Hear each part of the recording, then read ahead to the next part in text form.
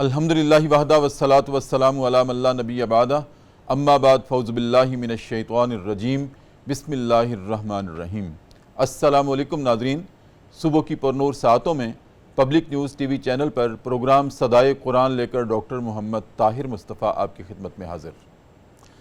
ناظرین کرام، جیسا کہ آپ جانتے ہیں کہ پروگرام صدائے قرآن الحمدللہ رب العالمین بالکل ابتدائے قرآن سے شروع ہوا تھا، الحمد سے شروع ہوا تھا، اور اس کے بعد لفظاً لفظاً حرفاً حرفاً سبقاً ہمارا سفر جاری ہے، اور آج ہمارا سبق ہے قرآن کریم کا تیسرا پارہ ہے، اور ناظرین کرام سورہ بقرہ کی آیت نمبر 263 سے لے کر 266 تک کے مضامین آج ہمارا موضوع ہیں۔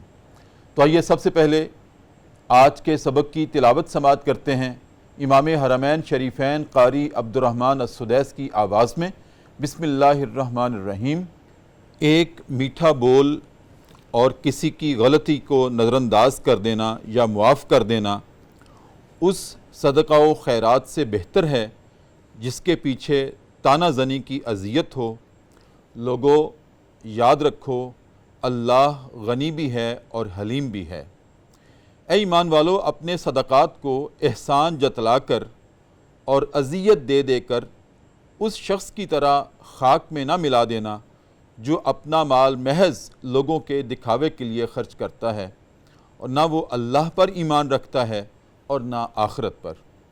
اس کے خرچ کی مثال ایسے ہی ہے جیسے ایک چٹان ہو، اس پر مٹی کی تہ جمی ہوئی ہو، اس پر جب زور سے بارش برستی ہے تو ساری مٹی بہہ جاتی ہے اور صاف چٹان کی چٹان رہ جاتی ہے۔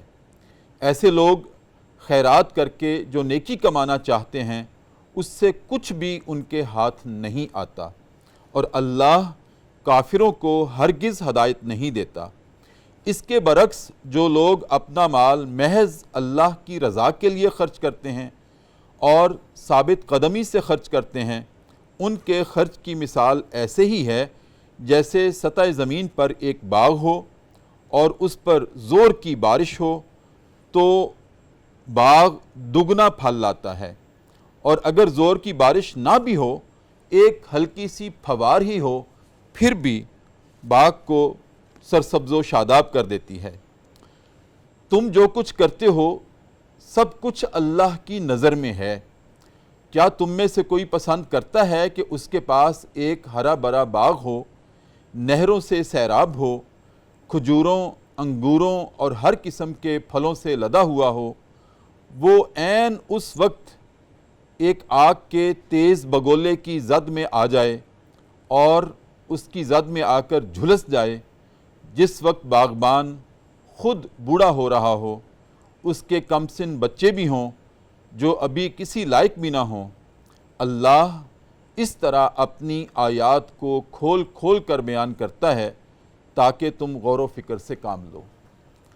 ناظرین کرام، یہ ہمارا پروگرام صدائے قرآن کا آج کا سبق ہے، اور اس سبق میں جو اللہ رب العزت کی طرف سے کلام کیا گیا ہے، ہمارے لیے جو صدا ہے اس پروگرام میں اور اس سبق میں، وہ یہ ہے کہ لوگوں، اگر تمہارا اللہ کے راستے میں خرچ کرنے کے لیے اس کی مخلوق کے ایسے لوگوں پر خرچ کرنے کے لیے جو محروم المال ہیں کسی وجہ سے، یا اللہ کی کسی حکمت کی وجہ سے غریب ہیں، تنگ دست ہیں، یتیم ہیں، مسکین ہیں، یا کسی کا شوہر اس دنیا سے چلا گیا ہو یا کسی کا باپ اس دنیا سے چلا گیا ہو، تو اگر تمہارا دل مائل بکرم ہو ہی جائے تو اس کے بعد یہ احسان جتلا جتلا کر اپنی نیکی کو ضائع مت کرنا کہ میں نے فلاں وقت تمہاری مدد کی تھی،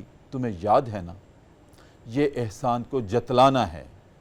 ناظرین کرام، اگر ہم غور کریں تو ہم 24 گھنٹوں میں کہاں اس طرح سے اپنی زندگی گزارتے ہیں جس طرح اللہ رب العزت چاہتا ہے، لیکن اس کے باوجود بھی وہ ہمیں عطا پر عطا کیے جاتا ہے، ہمیں دیے جاتا ہے، ہمارا رزق نہیں روکتا۔ سانس لینے کے لیے ہماری جو ہوا کی ضرورت ہے، ایک سیکنڈ کے لیے بھی نہیں روکتا۔ ناظرین کرام، اگر یہی ہوا کسی انسان کے بس میں ہوتی تو وہ مزے لے لے کر اس کو استعمال کرتا، کسی کو دیتا سانس لینے کے لیے، کسی کو نہ دیتا، کسی کو تڑپاتا. لیکن اللہ رب العزت نے دیکھیں انسانی زندگی کی بقا کے لیے جو ضروریات ہیں وہ اس نے اپنے ہاتھ میں رکھی ہیں، اور جو اس کی نافرمانی کرتا ہے اللہ اس کو بھی عطا کرتا ہے، اور جو اس کے سامنے سجدہ ریز ہوتا ہے اللہ اس کو بھی عطا کرتا ہے. یہ اللہ کی عطا ہے. لیکن انسان نہ شکرہ ہے، وہ پھر بھی نہ غور کرتا ہے نہ اس کا شکر ادا کرتا ہے. تو ناظرین کرام، اللہ رب العزت نے پھر آج کے سبق میں ہمارے لیے جو کلام کیا ہے اس کی مثالیں بھی دی ہیں کہ جو شخص کسی کے ساتھ نیکی کر کے احسان جتلاتا ہے اس کی مثال ایسے ہی ہے جیسے ایک چٹان ہو اور اس پر مٹی کی تہ جمی ہوئی ہو، ایک بارش آئی اور ساری مٹی بہا کر لے گئی، نیچے صاف چٹان رہ گئی. کیا مطلب ہے کہ اس کے اعمال سارے ضائع ہو گئے. اس سے ہمیں ایک سبق ناظرین کرام یہ بھی ملتا ہے کہ اگر کوئی شخص اس طرح سے کسی کو احسان جتلا کر اذیت دیتا ہے تو اس کا یہ عمل بھی حبط اعمال کا باعث بن جاتا ہے. اس سے بھی اعمال ضائع ہو جاتے ہیں، اور اس طرح سے ضائع ہوتے ہیں کہ اس کو خبر بھی نہیں ہوتی. اور دوسری طرف ایسے لوگوں کی مثال دی گئی ہے آج کے سبق میں ناظرین کرام کہ جو اللہ کی راہ میں خرچ کرتے ہیں، محروم المال تنگ دست لوگوں کا خیال رکھتے ہیں، اور صرف اللہ کی رضا کے لیے، ریاکاری کے لیے نہیں، کسی کو دکھانے کے لیے نہیں، کسی کو اذیت دینے کے لیے نہیں، بعد میں احسان نہیں جتلاتے. ان کی مثال ایسی ہے کہ جیسے ایک باغ ہو اور اس پر جب بارش برستی ہے تو اس کے بعد وہ دگنا پھل لاتا ہے، اور اگر زور کی بارش نہ ہو، ایک ہلکی سی پھوار ہی ہو، پھر بھی وہ پورے باغ کو سرسبز و شاداب کر دیتی ہے. ناظرین کرام، اللہ رب العزت کہتا ہے کہ دیکھو لوگوں، میں اس طرح سے مثالوں کے ساتھ تمہارے سامنے اپنا مدعا، اپنی مرضی، اپنی خواہش تمہارے لیے کھول کھول کر بیان کرتا ہوں. اب ہے کوئی وَلَقَدْ يَسَّرْنَا الْقُرْآنَ لِلذِّكْرِ فَهَلْ مِن مُدَّكِرٍ، اب ہے کوئی جو اس میں سوچے سمجھے غور کرے. ہم نے تو قرآن کو آسان بنا دیا ہے، اب ہے کوئی. ناظرین کرام، یہ ہے ہمارا آج کا سبق جس کا مقدمہ میں نے آپ کے سامنے رکھا ہے. اس پہ اپنے مہمانوں کے ساتھ آج گفتگو کرتے ہیں. اور ناظرین کرام، گفتگو کرنے کے لیے میری دائیں جانب ایک مرتبہ پھر میری درخواست پر تشریف لائے ہیں جناب صاحبزادہ سید منیر علی گیلانی. ناظرین کرام، ماشاءاللہ آپ سجادہ نشین ہیں حضرت خواجہ نبی شاہ گیلانی رحمۃ اللہ علیہ میاں میر لاہور کے، اور آپ مرکزی کوارڈینیٹر ہیں مشائخ کونسل پاکستان کے. السلام علیکم ورحمۃ اللہ. وعلیکم السلام ورحمۃ اللہ. کیف الحال؟ الحمدللہ. خیریت سے ہیں؟ اور ناظرین کرام، میری بائیں جانب جو تشریف رکھتے ہیں، مجھے ناز ہے، مجھے فخر ہے کہ میرا لگا ہوا پودا ہے، میرے شاگرد ہیں ماشاءاللہ، عالم ہیں، مفتی ہیں، محقق ہیں، مصنف ہیں، خطیب بھی ہیں، ادیب بھی ہیں. ناظرین کرام، جناب مفتی سید مسعود الحسن بخاری. السلام علیکم ورحمۃ اللہ. وعلیکم السلام ورحمۃ اللہ وبرکاتہ. کیسے ہیں صاحب؟ آپ بھی خیریت سے ہیں؟ الحمدللہ. بہت شکریہ. آج آپ پروگرام صدائے قرآن میں تشریف لائے، پہلی دفعہ ہمارے مہمان بنے اور پھر اس کے بعد بنتے رہا کریں گے انشاءاللہ. شاہ صاحب، آپ بھی بہت راحت کی بات ہے کہ 2-3 دن پہلے آپ تشریف لائے پھر آئے، تو ہمیں بڑی راحت اور سکینت ہوتی ہے آپ کے آنے پر. اور ہمارے ناظرین نے آپ کی گفتگو کو جس طرح سے پسند کیا، ان کی بھی ڈیمانڈ تھی، ان کی بھی خواہش تھی کہ شاہ صاحب کو ایک مرتبہ نہیں بار بار بلایا جائے. تو آپ کا بہت شکریہ کہ آپ تشریف لائے. مقدمہ میں نے پروگرام کا، آج کے سبق کا آپ کے سامنے رکھا. الحمدللہ رب العالمین، آپ کو تو بتا چکا ہوں کہ یہ وہ پروگرام ہے کہ جو پوری دنیا کو صدائے قرآن دے رہا ہے. بے شک. میرے ایک شاگرد کل پرسوں آئے پروگرام میں، وہ کہتے ہیں میرے اقارب جو ہیں امریکہ میں رہتے ہیں، وہاں سے وہ باقاعدگی سے پروگرام دیکھتے ہیں. ماشاءاللہ. اور ماشاءاللہ دنیا کے 6 بر اعظموں میں براہ راست جاتا ہے یہ پروگرام اور صدائے قرآن دیتا ہے ایسے لوگوں کو کہ جن کی فکر اور سوچ پہ زنگ آ گیا ہے، ان کو ایک مرتبہ پھر قرآن صدا دے رہا ہے. اور ماشاءاللہ آپ جس طرح سے پھر رہنمائی کرتے ہیں اپنے علم کی روشنی میں، اپنے شعور کی روشنی میں، تو لوگوں کے لیے یہ ماشاءاللہ ایک بہت بڑی غنیمت کی بات ہے. شاہ صاحب، مقدمے میں جو بات میں نے آپ کے سامنے رکھی اپنی ابتدائی گفتگو میں، یہی ہے کہ لوگوں میرے راستے میں خرچ کرو. اور میرا راستہ کیا ہے؟ یہ گھر سے شروع ہوتا ہے راستہ، باہر نہیں ہے کہ ہم اللہ کا راستہ ڈھونڈتے پھریں گھر سے نکل کر. یہ راستہ گھر کے اندر سے شروع ہوتا ہے. کیسے اپنے بچوں پہ، اپنے عیال پہ، اپنی بیوی پہ، اپنی بہنوں پہ، اپنے غریب تنگ دست بھائیوں پہ، اقارب پہ صلہ رحمی کیا ہے، گھر سے شروع ہوتی ہے. تو یہ راستہ گھر سے شروع ہوتا ہے، باہر نکلتا ہے. ان پر خرچ کرنا ایسے ہی ہے جیسے کہ ایک باغ ہے اور اس پہ پھوار پڑی اور سرسبز شاداب ہو گئی.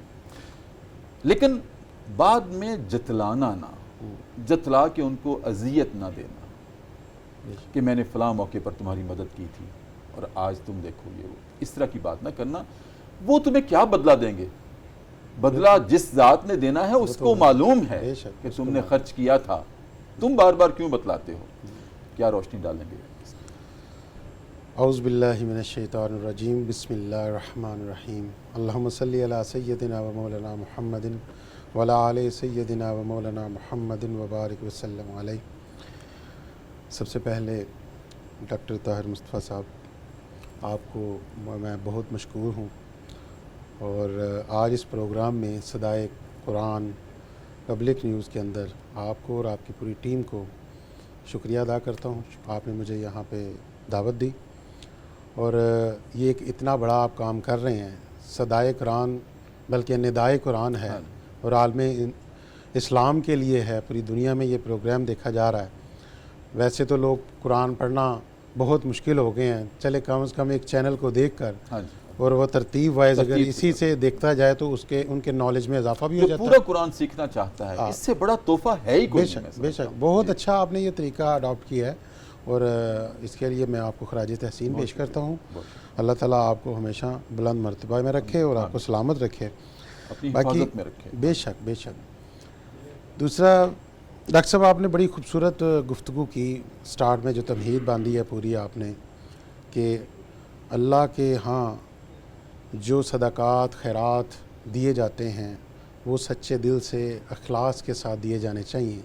ایسے نہ دیا جائے کہ بعد میں اس کو جتلایا جائے، بعد میں جتلانے کے ساتھ ساتھ اس جس کو دیا جا رہا ہے اس کے عزت نفس کو مجروح کیا جائے. تو ایسا اللہ رب العزت نے منع فرمایا. تو ویسے بھی ایک میں تھوڑا سا آگے ایک بڑھاؤں گا اس بات کو. سورہ بقرہ میں اللہ رب العزت نے فرمایا، بسم اللہ الرحمن الرحیم، وآت المال علی حبہ ذی القربى والیتامى والمساکین وابن السبیل والسائلین وفی الرقاب.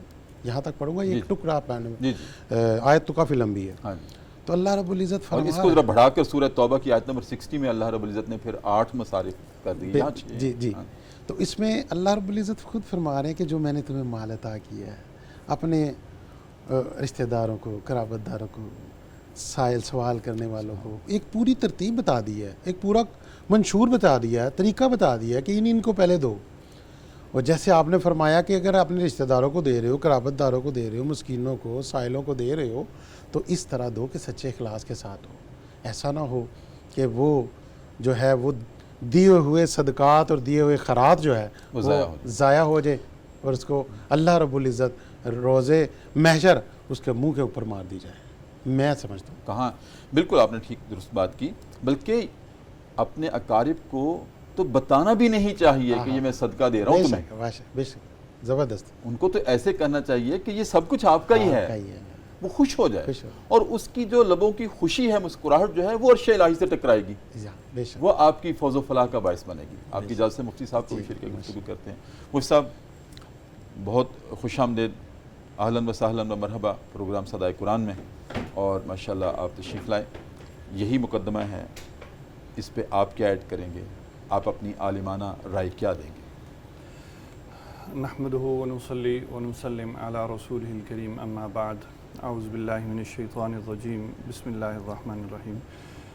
محترم ڈاکٹر صاحب، میں آپ کا بہت مشکور ہوں. آپ نے اپنے اس پروگرام صدائے قرآن میں مجھے مدعو کیا. یہ ایک بہت قیمتی پروگرام ہے اور اس کی بہت زیادہ اس کی ضرورت ہے اس وقت میں جب کہ لوگ قرآن کے ساتھ اپنا تعلق کھو بیٹھے ہیں. قرآن کی یہ صدا ہے، افلا یتدبرون القرآن، قرآن میں تدبر کیوں نہیں کرتے؟ تو آپ نے الحمدللہ لوگوں کو ایک موقع مہیا کیا کہ وہ قرآن میں ایک تدبر کا ایک طریقہ اختیار کریں کہ آپ لوگوں کو دے رہے ہیں، ایک پلیٹ فارم دے رہے ہیں، اس پہ لوگ اپنے آپ کو قرآن کے ساتھ جوڑیں اور قرآن کو سمجھنے کی کوشش کریں۔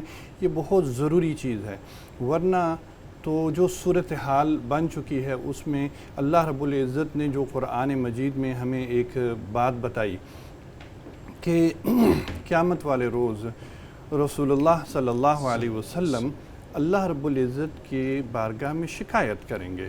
یہ اللہ رب العزت فرما رہے ہیں اور رسول اللہ صلی اللہ علیہ وسلم یہ شکایت ضرور کریں گے کہ وقال الرسول یا ربی ان قوم اتخذوا هذا القرآن مہجورا، کہ اے میرے رب یہ میری قوم ہے کہ جنہوں نے قرآن کو پس پش ڈال دیا۔ تو آپ اللہ کے رسول صلی اللہ علیہ وسلم کی اس شکایت سے لوگوں کو بچانے کے لیے ایک بہت اچھا آپ نے ایک سلسلہ شروع کیا تاکہ لوگ قرآن کو سمجھیں اور قرآن کے ساتھ جڑیں۔ اللہ تعالیٰ آپ کو اس کا بہت اجر عطا فرمائے اور آپ کے درجات کو بلند فرمائے، آپ کی زندگی سے تندرستی میں اللہ تعالیٰ برکت پیدا فرمائے۔ قرآن مجید میں اللہ رب العزت نے آج کا جو آپ نے مقدمہ بیان کیا اور اس میں جو بات آپ نے ارشاد فرمائی، جو ایک بڑی خوبصورت بات اللہ رب العزت نے اس مقدمے میں آپ نے جو بیان کی اور اللہ رب العزت نے ان آیات میں بیان کی، وہ یہ قول معروف و مغفرۃ خیر من صدقۃ یتبعها اذی۔ انسان خرچ کر دیتا ہے اللہ کے راستے میں، لیکن خرچ کرنے کے بعد وہی بات آ جاتی ہے کہ اس میں کوئی اس کی لالچ ہوتی ہے، کوئی مقصد ہوتا ہے، کسی مقصد کے تحت کسی کو وہ دیتا ہے۔ تو اللہ رب العزت نے فرمایا کہ اپنے آپ کو اس چیز سے بچاؤ، اگر اس چیز میں جانا ہے تو پھر اس سے بہتر یہ ہے کہ تم معذرت کر لو دینے سے، وہ زیادہ بہتر ہے اس صدقے سے جس کے پیچھے ایذا اور تکلیف ہو۔ قول معروف و مغفرۃ خیر، کہ وہ بات بہتر ہے، اس صدقے سے بہتر ہے جو کہ جس کے پیچھے تکلیف ہوگی۔ یہ انکار کر ایک میٹھا بول دو، انکار آرام سے ان کو جو ہے نا معذرت کر لینا، اچھے طریقے سے معذرت کر لینا، یہ زیادہ بہتر ہے اس سے۔ ہاں جی، اور آگے چل کے قرآن میں یہ بھی کہا گیا وَأَمَّا السَّائِلَ فَلَا تَنْهَرْ، بالکل بالکل ایسا ہی، سائل سے جھڑک کے بات نہ کرو، بالکل ایسے ہی، ہاں ایسے ہی۔ تو میٹھا بول لو اس سے، جی معذرت جیسے آپ نے بات کہی ہے۔ شاہ صاحب آپ کی اجازت سے، مجھ صاحب آپ کی اجازت سے ایک وقفہ ہے پروگرام صدائے قرآن میں، اور اس کے بعد دوبارہ آپ سے ہم کلام ہوتے ہیں۔ ناظرین کرام، پروگرام صدائے قرآن ہے اور بہت اہم موضوع ہے، اور یہ گھر کا موضوع ہے ہمارا۔ یہ ہر روز کی بات ہے، ہمارے سامنے کوئی نہ کوئی آ جاتا ہے جب وہ ہاتھ پھیلا دیتا ہے۔ ناظرین کرام، ہاتھ پھیلانا کوئی آسان نہیں ہے، پتہ نہیں کتنی بڑی مجبوری سے کوئی انسان کسی کے سامنے ہاتھ پھیلاتا ہے، یہ دامن پھیلاتا ہے، یہ زبان سے کہہ دیتا ہے، اور ہم اس سے جھڑک کے بات کریں، اس کو دیکھ کے اپنے ماتھے پہ تیوری ڈال لیں، اللہ کو ہرگز پسند نہیں ہے۔ عبس وتولی ان جاءہ الاعمی، کبھی پڑھ کے دیکھیے سورہ عبس، اس کا شان نزول۔ ناظرین کرام، وقفہ ہے، اور وقفے میں ہم چلتے ہیں دربار رسالت میں، اور اپنے نبی کریم صلی اللہ علیہ وآلہ وسلم کی ذات اقدس پر ایک مرتبہ درود کریم کا نذرانہ پیش کرتے ہیں اور واپس آتے ہیں۔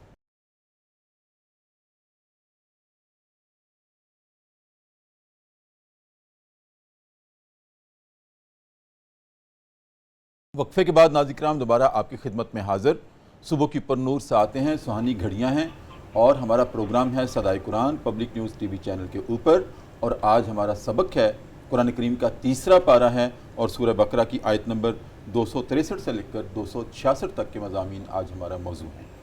شاہ صاحب، آپ نے اپنی گفتگو میں ایک بڑی اہم بات کی تھی وقفے سے پہلے، کہ کسی کی عزت نفس مجروح نہ کرے۔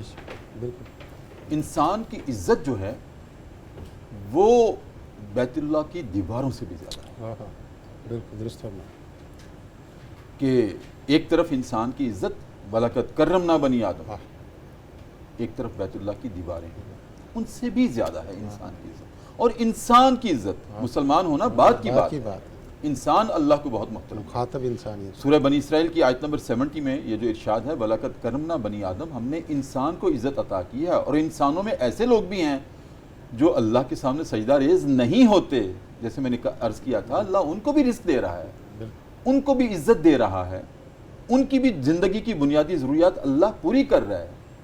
بے شک وہ کسی اور کے سامنے سجدہ ریز ہوتے ہیں، لیکن اللہ کہتے ہیں میرا انسان تو ہے. آپ نے ایک بہت خوبصورت بات کہی کہ عزت نفس مجروح نہ ہو. کوئی ہاتھ کیوں پھیلائے؟ پہلی بات تو یہ کہ ہاتھ پھیلائے کیوں. میں ایک برادر ملک میں گیا، میں اپنی ذاتی بات عرض کروں، میں کریا گھوما اس ملک میں، مجھے کوئی مانگنے والا نظر نہیں آیا، ہاتھ پھیلانے والا نظر نہیں آیا. میں نے پوچھا اپنے ٹرانسلیٹر سے کہ یہاں میں نے 8 دن ہو گئے، مجھے کسی گلی میں، کسی کریا میں، کسی بستی میں کوئی مانگنے والا نہیں ہے. تو انہوں نے بڑی عجیب بات کہی، اور یہ عین اسلام ہے جو اس نے بات مجھے کہی. انہوں نے کہا جی کہ دیکھیں، جب ریاست محروم المال لوگوں کے حالات کو جان کر ان کا حق ان کی دہلیز کے اندر پورا کرتی ہے، کوئی باہر نکلے کیوں ہاتھ پھیلائے؟ کیا بات ہے، یہ ہے ریاست، یہ ہے اسلامی ریاست. تو باہر نکل کے ہاتھ کیوں پھیلائے گا؟ ریاست ان کا اتنا خیال رکھتی ہے کہ ان کے حقوق ان کے گھر کی دہلیز کے اندر پہنچاتی ہے. اس سے بات سے میں تھوڑا سا آگے اسی کو ایڈ کروں گا. بڑی خوبصورت آپ نے بات کی ہے. دیکھیں پورے قرآن کے اندر نا زکوٰۃ دینے کا، صدقات دینے کا، خیرات دینے کا کہا گیا ہے. زکوٰۃ دینے کا کہا گیا، نکالنا نہیں ہے. دینا یہ ہے کہ زکوٰۃ جو ڈیزرونگ بندہ ہے اس کی ڈیوٹی پر جا کر دی جائے. ہاں جی، ایسے نہ کیا جائے کہ اپنے دروازے بلا پہ کے کی جائے، بلا کے اور ڈیوٹی پہ دینے کا مقصد، زکوٰۃ دینے کا معنی یہ بنتا ہے کہ جو دینے والا ہے، ایک تو اس کے اندر جو امارت کا خناس ہے نا وہ ختم ہو جائے گا. دوسرا جس کے پاس وہ جا رہا ہے اس کی غربت و افلاس کا بھرم رکھے گا. یہ اللہ رب العزت کے فیصلے ہیں نا، یہ اللہ تعالیٰ کی ذات. اور ہم جب دیتے ہیں جی تو تہواروں کے اوپر مسکینوں کو بلاتے ہیں، وہ ویل چیئرز پر چل کے آتے ہیں، گھروں میں لائنیں اور لائنیں لگاتے ہیں، اور پھر رات کو خبرنامے میں چلواتے ہیں کہ یہ ہیں یتیم. کیا ان کی عزت نہیں؟ عزت نہیں. یہ ہے بیوہ، یہ ہے اپاہج لوگ. ان کو تو گھر سے نکلنا ہی نہیں چاہیے تھا، ان کے تو گھر کے اندر یہ حق ان کا پہنچنا چاہیے تھا. یہی تو اسلامی ریاست کا شعار ہے جو ہونا چاہیے تھا. تو شاہ صاحب، صدقہ دے کر جتلانا اور اذیت دینا، اس کے بدلے میں اللہ رب العزت نے بڑی خوبصورت مثال دی ہے. ایسے ہے کہ چٹان ہے، اور چٹان پر جب بارش برستی ہے تو مٹی اوپر کی صاف ہو جاتی ہے، نیچے کچھ بھی نہیں رہتا، صاف چٹان. ایسے ہی انسان نے اگر کچھ کمایا ہوتا ہے، کوئی نیکیاں کمائی ہوتی ہیں، جب وہ اس طرح سے کسی کو اذیت دیتا ہے اس کو خبر بھی نہیں ہوتی، اس کے اعمال ضائع ہفتے اعمال ہو جاتے ہیں. تو آپ بتائیے پھر اس کے لیے ہم کیا کریں؟ کیسے ہم ایجوکیٹ کریں؟ کیسے اپنی قوم کو بتائیں کہ اس سے اعمال بھی ضائع ہوتے ہیں اور کسی کی عزت نفس بھی مجروح ہوتی ہے؟ میکنزم کیا ہے؟ ڈاکٹر صاحب، اس میں سب سے جو بڑی بات آپ نے کی کہ اعمال حبط کر لیے جاتے ہیں، یہ اللہ رب العزت نے بڑی کھل کے مثال دی ہے. پتھر والی جو ہے کہ اس پہ گرد جب ہو جاتی ہے تو جب بارش پڑتی ہے تو سارے، یہ تو ایک بہت بڑے ہمیں اللہ رب العزت سے الارمنگ مل رہی ہے کہ بھئی دیکھ لو، سوچ سمجھ لو، تم جتنے اعمال زندگی کے کر پا رہے ہو کہیں ایسا نہ ہو کہ وہ بارش کی طرح وہ چٹان صاف ہو جائے. تو میں سمجھتا ہوں کہ اللہ کے حضور گڑ گڑا کر جو تصوف بھی کہتا ہے، اولیاء اعظام بھی کہتے ہیں کہ دیکھیں جب آپ روحانیت کے اندر بھی، میں جو اولیاء کی جب تصوف کی بات کرتا ہوں نا تو اکثر یہ گفتگو ہوتی ہے، اور اس میں کہا جاتا ہے کہ جب اللہ کے حضور آپ گڑ گڑا کر توبہ النصوح کر لیتے ہیں تو اس توبہ کے بعد بندہ ایسے ہو جاتا ہے جیسے آج وہ ماں کی گود میں پیدا ہوا ہے. صحیح. اور اس کے بعد وہ جب جو اعمال کر رہا ہوتا ہے، اس کے جتنے اعمال ہیں وہ خالصتاً صرف اللہ کی رضا کے لیے ہوتے ہیں. اس کے اندر 3 چیزیں، جس 3 چیزوں کی حب جو ہے نا وہ ختم ہو جاتی ہے، محبت ختم ہو جاتی ہے. نمبر 1 جو محبت ہے وہ محبت حب مال کہا گیا ہے. اس بندے کے اندر سے مال کی محبت ہی ختم ہو جاتی ہے. دوسرا حب دنیا کہا گیا ہے کہ اس بندے کے اندر دنیا کی بھی محبت ختم ہو جاتی ہے، وہ اللہ سے اس طرح کی لو لگاتا ہے. اور تیسرے نمبر پہ حب جاہ کہا گیا ہے کہ جو جاہ و جلال، یہ جو اپنا دکھاوا کر رہے ہیں، ریاکاری کر رہے ہیں، وہ بھی اس کے اندر سے نکل کر چلی جاتی ہے، ختم ہو جاتی ہے، اس کا وجود صرف اور صرف اتنا پاکیزہ ہو جاتا ہے، اتنا طاہر ہو جاتا ہے. بے شک بے شک. تو اس ذات پر جب وہ اس ذات کے لیے کر رہا ہوتا ہے تو اس کا کوئی مفاد باہری نہ حب جاہ میں ہو رہا ہوتا ہے، نہ حب مال میں ہو رہا ہوتا ہے، نہ حب دنیا اس کے اندر ہوتی ہے. وہ ایک ہی لو میں ہوتا ہے، عشق محمدی صلی اللہ علیہ وسلم اور اللہ سے محبت کے اوپر بیٹھ کے اپنی زندگی کا وہ اپنا موازنہ شروع کر دیتا ہے. اس کے علاوہ ایک جگہ پہ حضرت امام موسیٰ کاظم علیہ السلام سے پوچھا گیا کہ فَأَمَّا مَنْ عَطَا کا ذرا ہمیں اس کے بارے میں بتائیں. تو آپ فرماتے ہیں کہ جو بندے کے وجود کے اندر جو نعمتیں ہیں وہ نعمتیں مخلوق خدا کے لیے صرف کر دی جائیں، وہ سب سے بڑا صدقہ اور خیرات ہے. جی بالکل ایسے ہی. میرا بولنا، آپ کا بولنا صدقہ ہے، مسکرا کر کسی سے گفتگو کرنا صدقہ ہے، کسی کے مشکل وقت میں کام آنا صدقہ ہے. یعنی صدقہ یہ تھوڑی ہے کہ اگر بندے کے پاس پیسہ نہیں ہے تو وہ پیسہ مال و دولت نہیں دے سکتا تو میٹھا بول صدقہ ہے. میٹھا بول صدقہ ہے. تو یہ چیز ہے، میکانزم صرف یہی ہے کہ تزکیۃ النفس کیا جائے، اللہ سے لو لگائی جائے، اس کے محبوب سے محبت کی جائے، اور یہ نہ انتظار کیا جائے کہ اچھا میرے پاس وافر پیسے ہوں گے تو پھر میں اللہ کی راہ میں خرچ کروں. جو کچھ ہے اس میں شروع تک کرو، وافر ہو جائیں گے. اس کا وجود موجود ہے نا، جی جو نعمتوں سے بھرا ہوا ہے. تھوڑا ہے اس میں سے تھوڑا خرچ کر دو، زیادہ ہو جائے گا. زیادہ ہو جائے گا. بے شک بے شک بے شک. مجھ سے میں ایک لاہور میں الحمدللہ رب العالمین ایک ایسی ایک خاتون ہے، میری بہن ہے، میری ملاقات ان سے ہوئی، بلکہ میرے غیر منقول ترجمہ قرآن کا انہوں نے سنا تو مجھے ملنے کے لیے آئیں. ماشاءاللہ. یونیورسٹی میں آئیں تو آئیں تو ان کے چہرے پہ جو نور تھا، میں کہتا ہوں کہ کمال. تھوڑی دیر بیٹھنے کے بعد پتہ یہ چلا 1000 بندے کو روز کھانا کھلاتی ہیں اپنے گھر کے اندر. سبحان اللہ سبحان اللہ. 1000 بندے. دیکھیں ختم تو نہیں ہو رہا، کم تو نہیں ہو رہا. کیا بات. تو وہ تو بڑھ رہا ہے. بڑھ رہا ہے. اور یہ کوئی کوئی خانقاہ نہیں ہے، کوئی ایسی بات نہیں ہے. اس کی رضا کے لیے. میں کہتا ہوں اس کی رضا کے لیے. اور میں دیکھ کر آیا اندر ڈرائنگ روم کے اندر باقاعدہ ٹیبل لگے ہوئے ہیں، اور صبح کا وقت ہو، دوپہر کا وقت ہو، شام کا وقت ہو، ہائے یار جو بھی آتا ہے کھاتا ہے کھانا. اتنا میرا دل خوش ہوا کہ دیکھیں اللہ نے کس طرح سے قبول کیا ہوا ہے. وہ نہ کبھی سال کئی گزر گئے ہیں، کبھی یہ نہیں ہوا کہ اچھا پیسے کم ہو گیا یا رزق کم ہو گیا، بڑھتا ہی جاتا ہے. اور وہ افراد بھی، ان کی تعداد بھی بڑھتی جاتی ہے. کیا فضیلت ہے جو اللہ کی راہ میں اس طرح سے خرچ کرتے ہیں. محترم استاد مکرم، میں معذرت چاہتا ہوں، پہلے میں نے آپ کو ڈاکٹر صاحب کہہ کے مخاطب کیا. آپ کے لیے آپ میرے انتہائی محترم استاد ہیں. آپ فرما رہے ہیں کہ جو اللہ کے راستے میں خرچ کیا جاتا ہے اس کا کیا اجر ہے. دیکھیں اللہ رب العزت نے ایک قرآن مجید میں ایک ضابطہ بیان کیا جی کہ جو کوئی ایک نیک عمل کرے گا اس کو ایک نیکی کے بدلے 10 نیکیاں ملیں گی. پھر اللہ رب العزت نے ایک دوسرا ضابطہ بیان کیا، جو کوئی ایک نیک عمل کرے گا اس نیک عمل کے بدلے اس کو 700. جی پچھلے پروگرام میں ہماری یہ آیات گزری ہیں جی کہ ان کی مثال ایسی ہے جیسے کسی نے بویا ایک دانہ، ایک دانے سے نکلی 7 بالیاں، 7 بالیوں سے نکلے 100 دانے. بالکل. تو ایک عمل کا اللہ ثواب 700 گنا تک مل جاتا ہے. اور پھر آگے کہا کہ اس سے بھی زیادہ، اس کی حد ہی کوئی نہیں. اور تیسری سٹیج یہ ہے، تیسرا ضابطہ یہ ہے کہ انسان کوئی عمل کرتا ہے تو اللہ اس کا جو اجر ہے وہ بغیر حساب کے دیتے ہیں. اب یہ تینوں جو ضابطے ہیں یہ انسان کی نیت کے مطابق ہیں. جیسی اس کی نیت ہوگی اس طرح کا اس کے ساتھ معاملہ ہوگا. اگر ہر مومن اللہ کی رضا کے لیے ہی نیک عمل کرتا ہے لیکن اس میں جو نیت ہوتی ہے اس کا بڑا دخل ہوتا ہے. ایک آدمی اللہ کی رضا کے لیے کر رہا ہے، اس نے اللہ کی رضا کے لیے کیا، اللہ رب العزت نے اس کو 10 نیکیاں عطا کر دی. ایک کی نیت ذرا زیادہ، اللہ کو راضی کرنے کی زیادہ نیت ہے تو اللہ نے اس کو 700 گنا دے دیا. جی اور جس کی نیت یہ ہے کہ میرا تو مقصد ہی اللہ ہے، میرا تو مقصد ہی اللہ ہے، تو اللہ پھر اس کو بغیر حساب کے عطا کرتا ہے۔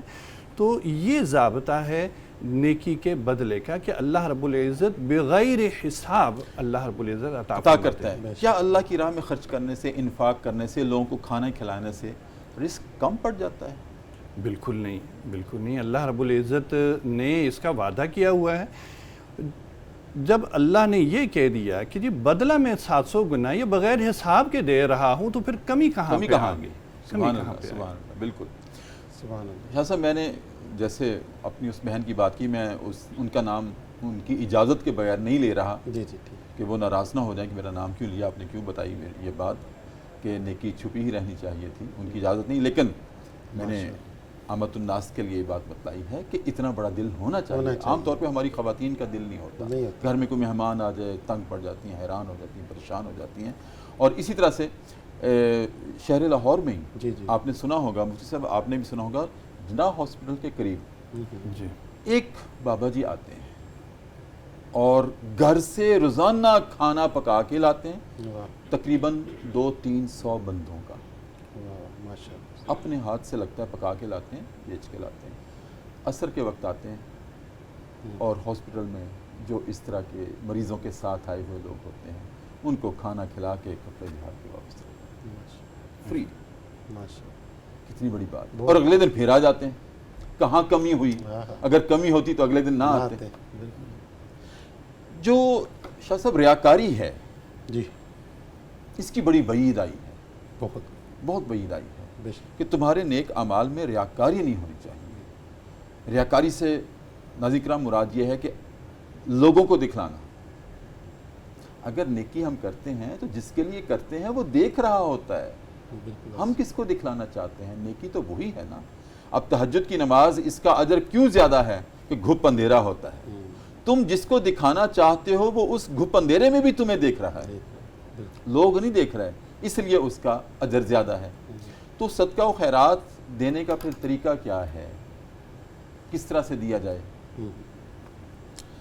دیکھیں جی، صدقہ اور خیرات جیسے آپ نے پہلے بھی فرما دیا کہ اس میں اخلاص چاہیے، خالص اللہ تعالیٰ کو اخلاص ہی چاہیے، جی مخلص ہو کر اگر بندہ جو بھی عمل کرے، وہ چاہے صدقہ خیرات کی شکل میں ہو یا عبادات کی شکل میں ہو، اخلاص اس کو چاہیے۔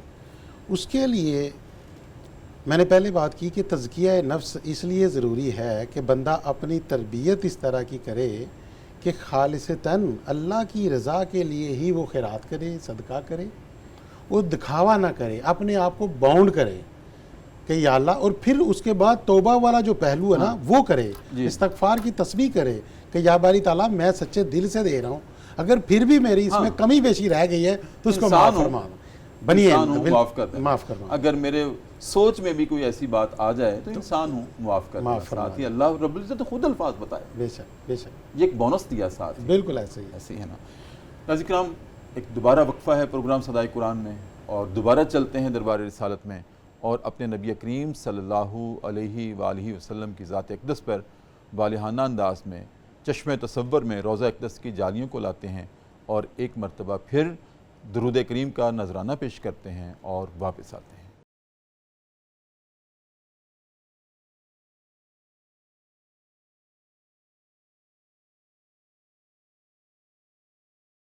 وقفے کے بعد ناظرین کرام دوبارہ آپ کی خدمت میں حاضر ہیں۔ صبح کی پر نور سے آتے ہیں، public news TV channel ہے، ہمارا پروگرام ہے صدائے قرآن، اور الحمدللہ رب العالمین پوری ترتیب اور تسلسل کے ساتھ فہم قرآن کا یہ پروگرام جاری ہے، اور آج ہماری منزل ہے، آج ہمارا سبق ہے سورہ بقرہ کی آیت نمبر 263 سے لے کر 266 تک۔ مفتی صاحب،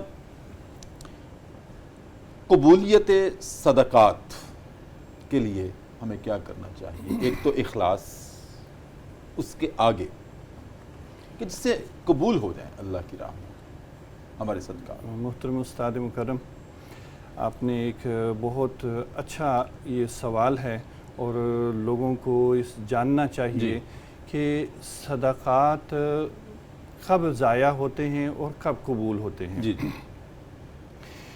علماء نے صدقات کی قبولیت کے 5 شرائط بتائی ہیں۔ 5 شرائط ہیں۔ پہلی شرط یہ ہے کہ رزق حلال ہو، رزق حلال سے خرچ کریں یہ بڑی گے، اہم بات ہے۔ رزق حلال ہونا چاہیے، رزق حلال سے خرچ کریں گے تو اللہ رب العزت قبول فرمائیں گے۔ دوسری شرط یہ ہے کہ اخلاص نیت، جس طرح محترم صاحبزادہ صاحب نے فرمایا، آپ نے فرمایا اخلاص نیت، جی اخلاص نیت بہت ضروری ہے، کیونکہ اخلاص کے ساتھ ہی اس عمل کا بدلہ ملے گا۔ وہ 10 گنا ملتا ہے، وہ 700 گنا ملتا ہے، یا بغیر حساب کے ملتا ہے، وہ اخلاص پہ ڈیپینڈ ہوگا کہ کس اخلاص کے ساتھ وہ عمل کیا ہے۔ تیسری چیز جو بہت ضروری ہے، جس پہ محترم صاحبزادہ صاحب نے بھی روشنی ڈالی اور آپ نے بھی بتایا، کہ ہم لوگ لائنیں بنا لیتے ہیں گھروں کے باہر، اعلان ہو جاتا ہے کہ جی آج صاحب زکوٰۃ تقسیم کر رہے ہیں، آج صدقہ تقسیم ہو رہا ہے، تو لوگ لائنیں بنا کے کھڑے ہو جاتے ہیں، اس میں مستحق بھی ہوتے ہیں، غیر مستحق بھی ہوتے ہیں۔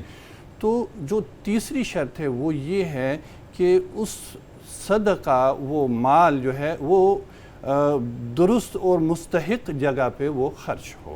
اگر غیر مستحق جگہ پہ خرچ ہوا تو اس کا وہ قبول نہیں ہے۔ اور چوتھی شرط یہ ہے کہ ریاکاری سے پاک ہو، ریاکاری دکھلاوا، دکھانے کے لیے کہ جی جیسے لائنیں بن گئی ہیں، لوگ کھڑے ہیں، جی یہ تو دکھلاوا ہے، کھلا کھلا دکھلاوا ہے۔ پانچویں شرط یہ ہے کہ مال دے دیا، کسی کو دے دیا، اور اس کے بعد اس کو جتلایا نہ جائے، بغیر جتلائے کے۔ اس لیے کہا جاتا ہے کہ اللہ کے راستے میں ایسے دو کہ ایک ہاتھ سے دیا، دوسرے ہاتھ کو خبر نہ ہوئی کہ کیا دیا ہے اور کس کو دیا ہے۔ اس طرح خفیہ انداز میں اللہ کے راستے میں دینا چاہیے۔ ایک بہت ضروری چیز جو کہ اکثر لوگ پوچھتے بھی ہیں، اور میں چاہتا ہوں کہ آپ کے اس پروگرام کے توسط سے لوگوں تک چلی جائے۔ ابھی کل ہی ایک صاحب مجھ سے پوچھ رہے تھے زکوٰۃ کے حوالے سے کہ میں زکوٰۃ ایک صاحب کو دینے لگا، تو میں نے انہیں کہا کہ جی یہ زکوٰۃ کے پیسے ہیں، تو میں اس سے آپ کی مدد کرنا چاہتا ہوں۔ تو وہ صاحب ضرورت مند ہونے کے باوجود انہوں نے معذرت کر لی، انہوں نے معذرت کر لی، بتانا نہیں چاہیے، انہوں نے معذرت کر لی کہ نہیں میں زکوٰۃ میں نہیں لیتا۔ تو یہ چیز جس کی طرف آپ محترم صاحبزادہ صاحب نے بھی توجہ دلائی اور آپ نے بھی، کہ کسی کو دیا ہے تو اتنی خاموشی کے ساتھ دیا جائے اور بتا کے نہ دیا جائے کہ میں کیا دے رہا ہوں، آپ کو کس مقصد کے لیے دے رہا ہوں۔ تو یہ چیزیں ضروری ہیں، اس کے اوپر عمل کریں گے تو اللہ رب العزت ہمارے صدقات کو قبول فرمائیں گے۔ شاہ صاحب، ایک مفتی صاحب نے ایک بڑی اہم بات کہی اپنی گفتگو میں کہ کوئی مستحق بھی ہوتے ہیں، کوئی غیر مستحق بھی ہوتے ہیں۔ اچھا، یہ فیکٹ ہے، ہوتے ہیں ایسے۔ کیا کسی کو یہ کہنا چاہیے کہ تو مستحق نہیں ہے؟ زبردست آپ نے پوائنٹ پکڑا ہے جی، اور یہ میں اپنے جو ہمارے اسلاف نے گفتگو کرتے ہیں خانقاہی نظام کے اندر، ہم اکثر یہ گفتگو چلتی رہتی ہیں، تو اس میں یہی ڈسکس کیا جاتا ہے کہ یار کوئی غیر مستحق ہے یا مستحق ہے، اس پہ ہمیں کیسے پتہ چلا جائے۔ تو اس پر غالباً مجھے اولیاء اللہ ہیں، ان کا نام ذہن سے نکل گیا ہے، ان کا قول ہے کہ جب اللہ رب العزت آپ کو جو آپ کو ان گنت نعمتیں دے رہا ہے، جس کے آپ ہیں یا نہیں ہیں، تو پھر آپ دینے کے لیے کیوں ایسا سوچ رہے ہیں کہ وہ مستحق ہے یا غیر مستحق؟ یہ بڑی باکمال بات ہے، اس لیے دیتے جاؤ۔ بہت بڑا پیغام ہے کہ جو کچھ اللہ ہمیں دے رہا ہے، کبھی سوچیں تنہا بیٹھ کر ہم اس کے مستحق ہیں۔ دن کے 24 گھنٹوں میں 24,000 مرتبہ ہم سے اللہ کی حکم و دولیاں ہوتی ہیں۔ بے شک۔ اور ایک مفتی صاحب کو وہ آیت شاید یاد ہوگی، میں اس کا ترجمہ بتا دیتا ہوں کہ اللہ رب العزت قرآن میں فرما رہا نا کہ جو رزق میں تمہیں دے رہا ہوں اس کو پلٹاتے کیوں نہیں۔ یہ ایک آیت ہے، اس کا ترجمہ ہے کہ میں جو تمہیں رزق برادی والی ایک آیت ہے، میرے ذہن سے نکلی ہوئی ہے، تو جو اللہ رزق دے رہا ہے اس کو پلٹانے کا کہا ہے۔ لفظ پلٹانے کا مطلب یہ ہوتا ہے کہ جو رزق اللہ ہمیں عطا کر رہا ہے وہ امانتاً ہمارے پاس ہے، جو ہم اپنے لیے یوز کریں، اس کے بعد اس کو بانٹ دیں مخلوق کے لیے۔ ایک وہاں سے بھی یہ استدلال لیا جاتا ہے کہ جو آپ کو آ رہا ہے اس کو مخلوق کے خدا کے اندر بانٹ دیا جائے، اور اللہ تعالیٰ جیسے آپ نے فرمایا کہ 700 گنا اس کا اجر بھی ہے، 10 گنا بھی ہے، مختلف اس کے اقوال ہیں کہ اللہ تعالیٰ آپ کو اس کو اجر مزید بڑھا کے واپس کرتا ہے۔ اللہ نے پچھلی جو آیات ہے نا اس میں تو میں یقرض اللہ قرضاً حسنا، بالکل کون ہے جو اللہ کو قرض حسنا دے؟ اور میں نے اس آیت کے مقدمے میں یہ بات سامنے رکھی تھی، عرض کیا تھا کہ دیکھیں اللہ نے قرض کہا ہے، اور قرض کے معنی و مفہوم میں یہ بات داخل ہوتی ہے کہ وہ قابل واپسی ہوتا ہے، قابل واپسی، اور اللہ نے خود وعدہ کیا کہ میں تمہیں واپس کروں گا۔ واپس کرنا، بے شک بے شک بے شک، یہ تو اس کا وعدہ ہے۔ شاہ صاحب آپ کی آمد کا بہت شکریہ، تھینک یو ویری مچ۔ مفتی صاحب آپ کی آمد کا بہت شکریہ، آپ کا بہت شکریہ، آپ کا پہلی دفعہ آنا بار بار آنے کا باعث ہوگا انشاءاللہ۔ انشاءاللہ، جزاک شاہ صاحب آپ کا بھی۔ ناظرین کرام، پروگرام صدائے قرآن ہے اور اب ہمارا وقت ہوا ہے ذکر صاحب قرآن کا، اور آج ناظرین کرام میں ذکر صاحب قرآن میں عرض کروں گا کہ جب حضرت حلیمہ سعدیہ رضی اللہ تعالی عنہا نبی کریم کو گود میں لے کر اپنے گھر لے گئیں پرورش کے لیے، تربیت کے لیے عرب کے رواج کے مطابق، تو اپنے رضائی بھائی کے ساتھ نبی کریم بچپن میں 4 سال کی عمر ہے، باہر کھیل رہے تھے گھر کے باہر۔ تو دیکھتے ہیں کہ آئی وٹنس کون ہے؟ حضرت حلیمہ کا بیٹا رضی اللہ تعالیٰ عنہ، اور نبی کریم بچپن میں 4 سال کی عمر میں اس کے ساتھ کھیل رہے ہیں گھر کے باہر۔ تو آئی وٹنس ہے آپ کا رضائی بھائی، وہ دیکھتا ہے کہ آسمان سے 2 سفید پوش انسانی شکل میں 2 افراد آتے ہیں جو کہ فرشتے تھے، حضرت جبرائیل علیہ السلام اور حضرت میکائیل علیہ السلام۔ وہ انسانی شکل میں آئے اور نبی کریم صلی اللہ علیہ وسلم کو 4 سال کی عمر میں تھاما اور زمین پہ لٹایا اور شق صدر کیا۔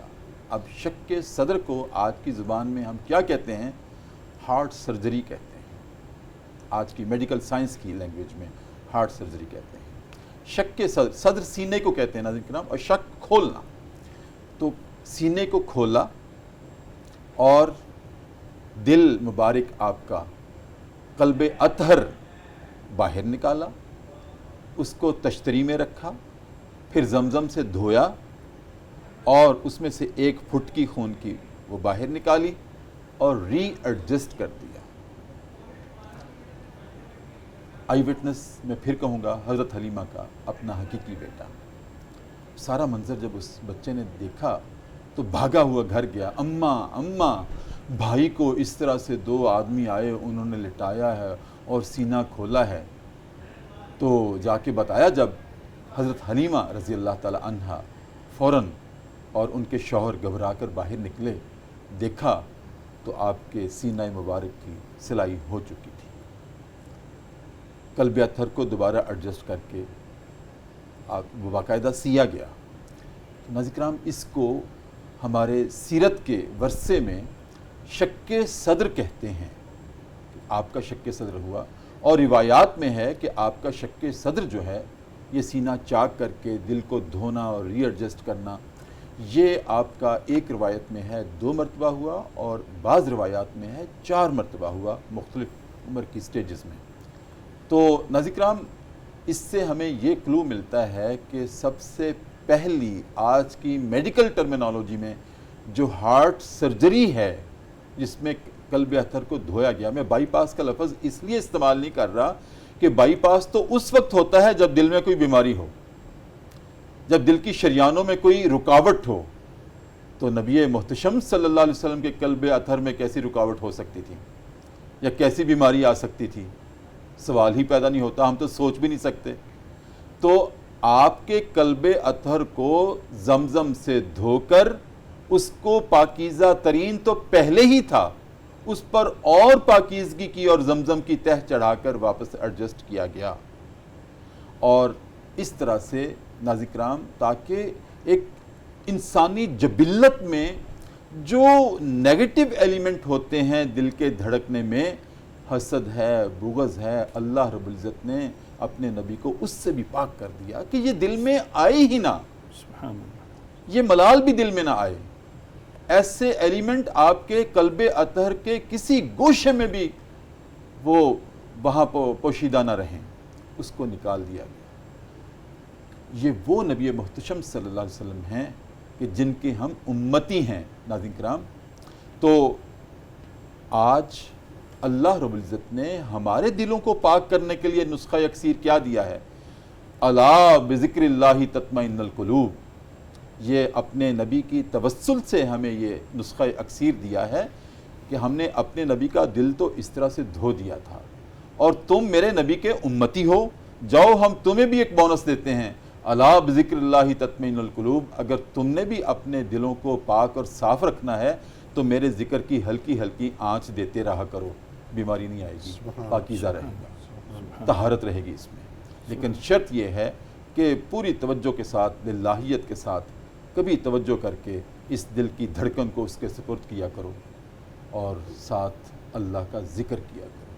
ناظرین کرام، اسی کے ساتھ ہی آج کا پروگرام صدائے قرآن ہم ختم کرتے ہیں۔ اپنے میزبان ڈاکٹر محمد طاہر مصطفیٰ کو اجازت دیجیے، اپنا بہت خیال رکھیے، اللہ حافظ۔